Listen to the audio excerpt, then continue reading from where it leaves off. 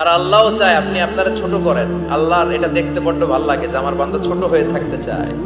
মান তাওয়াদা তারাফা, যে নিচে নামতেছে আল্লাহ টাইনা উঠায়, আর যে উঠতেছে আল্লাহ থাপ্পড় মেরে নিচে নামায়। কথা কন।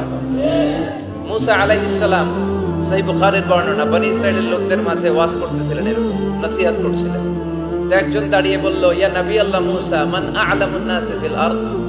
হে মুসা নবী, জানতে বড় মনে চায় বর্তমান পৃথিবীর সবচেয়ে বড় জ্ঞানী কে? মুসা আলাইহিস সালাম কয় আমি। মুসা আলাইহিস সালাম কি বললেন? আনা। আসলে কথাটা ঠিক। আল্লাহ যখন যে নবীকে পৃথিবীতে পাঠায় তখন তাকে সবচেয়ে বেশি জ্ঞান দিয়ে পাঠায়, সেই হিসেবে ঠিকই উনি সবচেয়ে জ্ঞানী। কিন্তু উনি এইভাবে নিজেকে সবচেয়ে বড় জ্ঞানী বলে দিবে, এটা আল্লাহর পছন্দ হয় না। আল্লাহ চেয়েছিলেন মুসা আলাইহিস সালাম যেন বলে আল্লাহু আ'লাম, আল্লাহই জ্ঞানী। সুবহানাল্লাহ কইবেন না? কিন্তু তা না করে উনি কি করলেন? যখন বলল সবচেয়ে বড় জ্ঞানী কে, উনি হুট করে কি বলে ফেললেন? আনা, আমি। আল্লাহ এটা পছন্দ করেনি। আল্লাহ ডেকে বললেন, মুসা, ইউ আর অ্যাবসলিউটলি রং, তুমি ভুল করেছো। তুমি সবচেয়ে জ্ঞানী নও, তোমার চেয়ে বড় জ্ঞানী আছে। সুবহানাল্লাহ পড়েন। তার মানে জানার কোনো শেষ নাই, জাননেওয়ালার উপর জাননেওয়ালা আছে।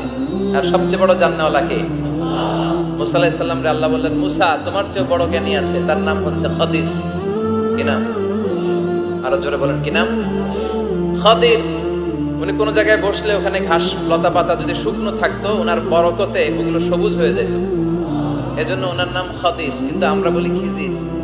আমরা কি বলি? খিজির। আল্লাহ বললেন, ইযহাব ইলা মাজমাইল বাহরাইন, দুই সাগরের মিলন কেন্দ্র, ওখানে যাও। ওখানে যে এমন এক বান্দার সন্ধান পাবা, সে তোমার চেয়েও জ্ঞানী। সুবহানাল্লাহ পড়ে। তাহলে আমি সবচেয়ে বড় জ্ঞানী, আমি আল্লামা, এটা বলতে পারে শয়তান। চিল্লা এখন ঠিক কিনা? এজন্য আমরা যেন নিজেকে নিজে সবসময় ছোট করে উপস্থাপন করি, তাহলে আল্লাহর দরবারে আপনি বড় হয়ে যাবেন। কথা বুঝতে পেরেছেন? আল্লাহ আমাদের সবাইকে কথাগুলো বুঝার ও আমল করার তৌফিক দান করুক। আমরা পড়ি আমিন।